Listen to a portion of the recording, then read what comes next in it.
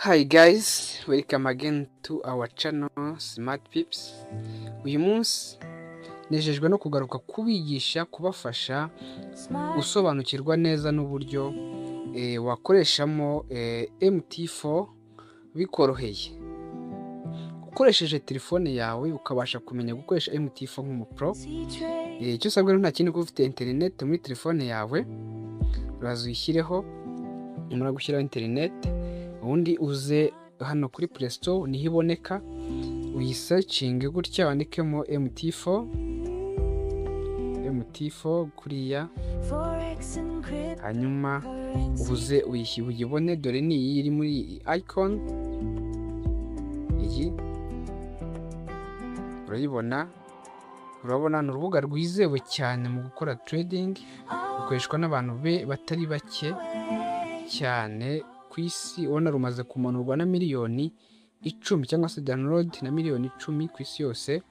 Ni urubuga rero rukoreshwa cyane. Numara ku downloading ruzaza bakwereka hano handitse open, aha, hanyuma uze ukoreho kuriya kuko ngiye burana rufite. Numara gukoraho uzahita uyingwa kuri dashboard imeze gutya. Iyi dashboard numara kuyigeraho, nagira ngo nkwereke ibintu by'ingenzi uzahita ubasha kureba. Murabona hano ku dashboard yanjye bahise baduhindutsa ku ma pairs: Euro, USD, GBP, USD Japan Yen, USD Canadian ndetse n'ayandi agiye atandukanye. Ibyo sibyo rero by'ingenzi cyane, ahubwo icy'ingenzi nishaka kukwereka kugira ngo uze umfashe nkiza amatwi yawe ndetse n'amaso, nkwereke utuntu duherereye aha hasi. Hanyuma nimara kwereka utuntu duhereye hano hasi, ndaza kwereka n'ibindi byinshi turaza kurebana hano. Nitumara kurebaho ibindi tugenda tubimenya gake gake kuko nicyo cyatuzanye, ntiza umwanya untiza igihe. Niba uri mushya rero kuri channel yacu Smart Pips, ndakubitsa gukora subscribe kugira ngo tujye tubana mu biganiro ducisha aha bikwigisha gukora trading neza, yaba cryptocurrency cyangwa se forex trading mu buryo bukoroheye. Turi muri beginning, turi mu ntangiriro, turi gushaka kugufasha kumenya gukoresha uburyo umenya gukoresha ama platform agiye atandukanye ukora trading yaba forex ndetse na cryptocurrency ndetse n'ibindi byinshi uteze kuzamenya kuri forex trading. Icyaraha uzabyiga ndetse uzabimenya. Si ibyo gusa, tuzakwigisha no kumenya uburyo waba independence muri economy, waba umuntu wigenga mu by'ubukungu, ukamenya gukoresha amafaranga yawe mu bintu bifite umumaro, kuko kuba wabuze trading gusa ntabwo bihagije kugira ngo ube watera imbere nk'urubyiruko. Hoya ni byinshi tuzamenya.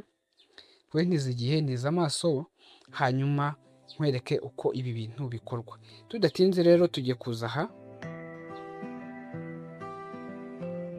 Hano nuzugakora gutya bahita bakwereka chat y'isoko. Chat y'isoko ibigezwe n'ibiki? Ibigezwe n'ama candlestick ndetse n'ibice byazo byose. Hakabamo na pairs, hakabamo na trending y'isoko. Trending naho isoko riri kwerekeza cyangwa se ibyerekezo by'isoko. Ibyo ni ibintu bimwe mu bigize chat y'isoko. Hakaba trending, hakabamo up trend, hakabamo na down trend. Ibyo tuzagenda tubyiga mu masomo akurikira yacu hano kuri Smart Pips.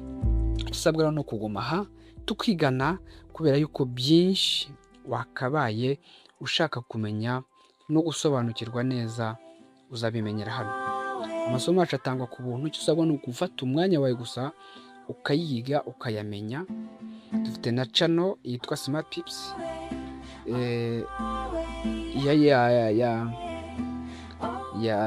ya WhatsApp, igufasha kumenya update z'umunsi ndetse na currency pair ushobora kuba wagura cyangwa se ukagurisha.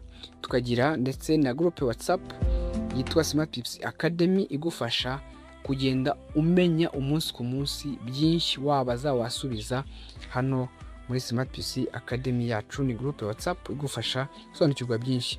Ndaza gushyiramo ama links yazo hariya muri description. So urabona iyi chat y'isoko rero igizwe na candlestick cyane, reka tuyitindeho gato. Candlestick nuza ugashyiramo izi ntoki zawe gutya muri tableau screen yawe ya telefone, ukagenda uzitandukanya, icyo bita zoom out. Icyo uzaba uri gukora, uzaba uri kubona candlestick mu buryo bunini bukoroheye, ukamenya candlestick yawe ifite umubyimbo ungana iki, imeze ite, iri kuva he, iri kugarukira he. Ibyo rero numara kubikora candlestick murabona ko uri kuzireba neza, hakabamo bearish ndetse na bullish. Ibyo twarabibonye muri amasomo atambutse yagiye acishwa hano kuri Smart Pips agufasha kumenya candlestick ni iki. Niba utabizi jya ku mavideo yacu urahita uyasanga mu izo video zikwigisha candlestick n'uburyo zikoreshwa. Ikindi, numara gufata urutoki rwawe rukarukira muri screen gutyo ukajya scrollinga uganisha iburyo, uzaba uri kujya muri past time mu bihe byatambutse by'uko wagiye ukora trading. Nuzugarura gutya ibumoso uzaba uri kuza muri present cyangwa se mu bihe bya nonaha ubu tuvugana uri gukoramo isoko. Ibyo ni ibindi. Hano rero kuri iyi dashboard cyangwa se iyi interface ya chart y'isoko ikwereka ibintu bitandukanye, harimo ama indicators n'ibindi bitandukanye, ama pairs byinshi uzagenda umenya, akakwereka amatariki hano hasi yaho isoko rihagaze ndetse n'igihe warikoreye. So aho rero nituhava tuhita tuza ahandi hantu h'ingenzi, aha kuri aka kantu nuza ukagakoraho gutya bazahita bakwereka ni nk'iki, ni nk'ububiko cyangwa se balance yawe y'amafaranga wakoze deposit kuri account yawe. Tugiye gushaka uburyo tuzakorera irindi somo ritegura uburyo wahuza account y'umuboroka na MT4. Twakoze isomo ryigisha uburyo wahuza umuboroka wawe na MT5, tubereka n'uburyo wakora account y'umuboroka kuri broker wizewe hano mu Rwanda ukora deposit neza ku madolari make yashoboka, ariwe Templar FX. Uzareba video zacu nabwo zirimo, ndibaza ari nayo video iheruka kuri channel. Twa tumaze iminsi tudacishaho video bitewe n'impamvu zacu, ariko n'uburyo bwo gutunganya ibintu neza kugira ngo bijye bibageraho neza 100%. Murumva sound yarahindutse, imeze neza cyane, n'ibindi byinshi bitandukanye muzagenda mubimenya mubikorerwa, kuko nicyo twiyemeje nka Smart Pips Limited. So hano murabona ko ni kuri balance y'ahantu ufite amafaranga yawe uko angana, ari kuri MT4 yawe ndetse n'umuboroka wenda wafunguye cyangwa se ari demo account. So tujye kuza aha, sorry gato, aha muza hano niho uzahita ubona cyitwa trading history cyangwa se ibyo wagiye ukora mu munsi, mu kwezi, mu cyumweru, mu mwaka ndetse amatariki agiye atandukanye, byose biza hano. Niba wakoze buy igihe, ndetse niba wakoze sell igihe, profit cyangwa se loss, ni hano biza bikaba recorded hano kuri iyi interface. So ibyo nibyo by'ingenzi nakwerekaga hano kuri iyi interface. Tugiye kureba kandi kantu k'ingenzi nk'uko nabibasezeranije, aka nuzuga kwa hano kudu tudomo dutatu, witonde urebe icy'ingenzi cyane kituzanye aha. Ni ukuza kureba ahangaha kuri setting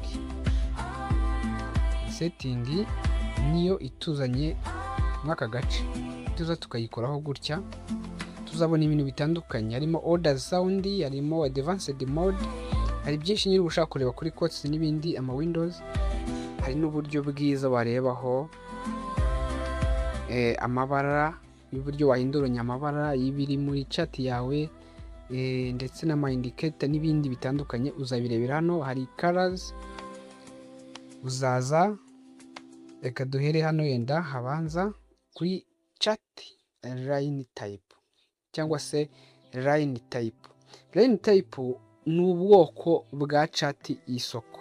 Tugira ubwoko butatu, reka dukoreho murebe. Tugira ubwoko bwa mbere ari bar chart, akaba candlestick chart, akaba ndetse na line chart.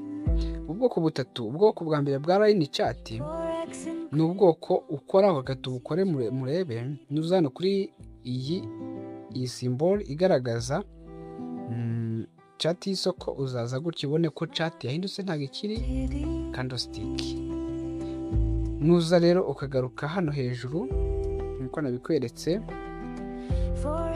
ukagaruka ugakora kuri ya burongo butatu, ukagaruka kuri setting, hanyuma ugakora kuri line type, uzaza ugandeho ubone ubu bwoko butatu bwa type line cyangwa se line type uko wabivuga kose. Hari bar chart, akaba candlestick ndetse na line chart.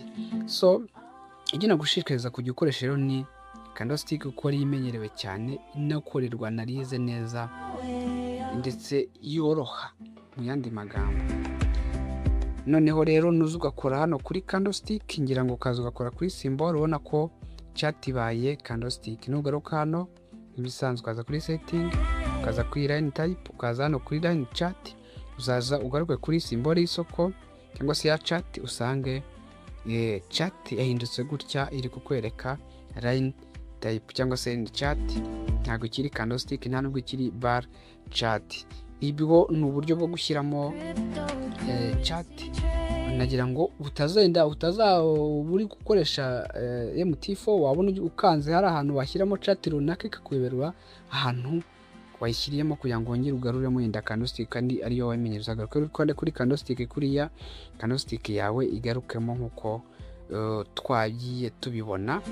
Ibyinshi rero tuzenda twigira hano gake gake uko tuzenda tumenya gukoresha candlestick, uko tuzenda tumenya gukoresha MT4, tuzenda twinjira muri buri kimwe ugende ukimenya. Hano rero tuze turebe akandi kantu k'ingenzi ni colors. Amakara agiye atandukanye, hari bill line ndetse bill candle ndetse na bear candle. Ni uburyo uzajya ugenda umenya niba washyiramo amabara muri bearish cyangwa se bullish candlestick, ukavuga ngo ndashaka kuzitandukanya. Bearish iraba umweru, iraba umukara, iraba umutuku, bullish iraba umuhondo, icyatsi kibisi, ubururu, bitewe nuko ushaka guhitamo ibara ushaka. Reka dushyiramo bear candle, nituza tugakandaho gutya, dushobora kuza tugashyiramo ubururu. Urugero nukanda hejuru done, ukagaruka hano, nuza gutya ugakanda hano kuri colors gutya, ukaza ukareba candle, ugakandaho aha, yenda tuvuge reka tuyigire ubururu, niko twari tubikoze. Ugakanda done kuriya, ukaza gutya ubona ko yabaye ubururu. Ino ni bullish yabaye ubururu. Nugaruka ukanda gutya, ukagaruka hano kuri colors, ukongera ukayihindura. Ushobora kuza ukayigira iyo ushaka. No kuri bear ni uko bimeze, nayo ushobora kuza ukaba wayigira urugero umuhondo, ugakanda done kuri, ukaza ukabona ko umuhondo ndetse na rya bara risa nk'ivu byose cyangwa se rose washyizemo amabara wifuza kugira ngo ujye ubasha gutandukanya amabara y'izi candlestick, niba ari bill niba ari bull, ukamenya uburyo bwiza bwo gutandukanya amabara ndetse n'amoko y'izi candlestick bikoreye. So niba ugeze hano rukire bino video ngiye kuguha tips igusezerera kandi ukagenda unyuzwe no kuba wakurikiranye iyi video. Ngiye kukwereka tips y'aka kantu hano hejuru. Tujye kureba, ngiye kukwereka tuno tuntu turi hano hejuru, tujye kuturebaho twitonze. Mbabare untize amatwi, untize igihe, untize umwanya. First of all, nituza hano hari akantu kameze nka F. Kano koze kanjye nkerekana hano kuri F, ugakora gutya, uzaba ugiye gusettinga ama indicators agiye atandukanye ndetse n'uburyo wayaha amabara. Hari moving average, relative strength index, ayo ni ama indicators tuzagenda turebaho nitutangira gukora analysis z'isoko, kuko indicators nizo zikwereka icyerekezo cy'isoko cyangwa se movement of the market. Nituze rero tugakora aha niho uzaza ugaciramo imirongo muri chat yawe uri gukora prediction. Ushobora gucamo support, imirongo ya support, ugacamo imirongo ya resistance, ugacamo n'ibindi bimenyetso bigiye bitandukanye by'ibinyampande, ama angles agiye atandukanye, udufresh, byose niho bibera. Reka dutanga urugero, nuza gutya ubona ko hahise hajyamo umurongo, nugaruka hano ugacamo gutya, ukagaruka gutya, reka ducemo wenda uno nawo tubite support na resistance yari. Urabona ko buri kimwe cyose ushaka gukora urawimura. Dushaka kuwukuramo rero uzaza nabwo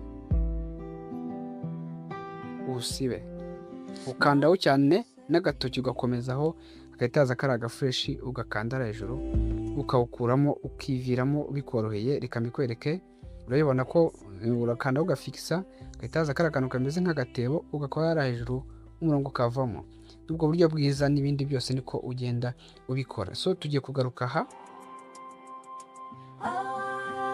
hano ni uzarebera ama pairs yagiye atandukanye wakora trading cyangwa se ukayanaliza. Ari Euro USD, GBP USD, USD Japan Yen, ni cyo kimwe na hano hasi niho urebera ama pairs agiye atandukanye. Aho rero ngiye kukwereka kandi kantu k'ingenzi tunasoza kuri aka kaboro kameze nk'agapapuro kazinze karimo agapinyetso ko guteranya. Niho uzarebera niba isoko ushobora kuba wasetingamo ama orders. Harimo stop loss, hakazamo stop, hakazamo sell stop, sell stop cyangwa se buy stop, hakazamo sell limit, buy limit. Ni ibintu bitandukanye. Uza hano hejuru ugakora hano hejuru aha gutya, ugakanda hariya gutya, niho uzahita ubona ibintu bitandukanye, buy limit, sell limit, buy stop, sell stop, byose ukabisetingamo, hanyuma ukaba wakora buy cyangwa se sell hano hasi nk'uko uri kubireba. Numaze gukora byose ubisetinze, ukaba wahita ukora buy cyangwa se ugakora sell. So rero video zacu nakagaruka kuri Smart Pips. Byinshi wifuza gusobanukirwa cyangwa se tubaza cyangwa se kuba twaganira, wakwinjira muri groupe WhatsApp yacu, hanyuma ukajya udufasha gusobanukirwa neza n'ikibazo ufite, natwe tukagufasha kugisobanukirwa. Ndakubwira ko rero akantu kubwenye nakubwira bwa nyuma, uzirinde kubanza gukora deposit utarabanza gushaka ubumenyi kuri trading, kuko icyo gihe umeze nk'uri gukina urusimbi. Nta mahirwe ndapfa cyangwa se ndakira. Ariko iyo umaze kumenya ubumenyi nk'ubu bw'ibanze ndi kuguhana kuri Smart Pips, wemere kuba wakora deposit, ugatangira nabwo gukoresha demo account, hanyuma ugatangira gukora deposit ku mafaranga make cyane ataguteza ibihombo, hanyuma ugatangira gukora trading nk'umunyamwuga. So rero we twabanye kuva mu ntangiriro z'iyi video tukaba tugeze aka kanya, ndagushimira cyane. Video zacu nakagaruka, ikibazo, igitekerezo cyangwa se n'icyifuzo wagira batwandikira muri comment, hanyuma tukaba twatangira kuzajya dukorana, tugafashanya. Nta muntu umenya trading 100% ngo abe expert 100%, ahubwo ubumenyi bugenda bukura gake gake, kumenya ikintu cyiyongera mu byo rusanzwe uzi, bikagufasha no kuzamura inyungu yawe. So rero komeza kugira ibihe byiza. Video zacu nakagaruka hano kuri Smart Tips. Bye bye, ndabakunda cyane.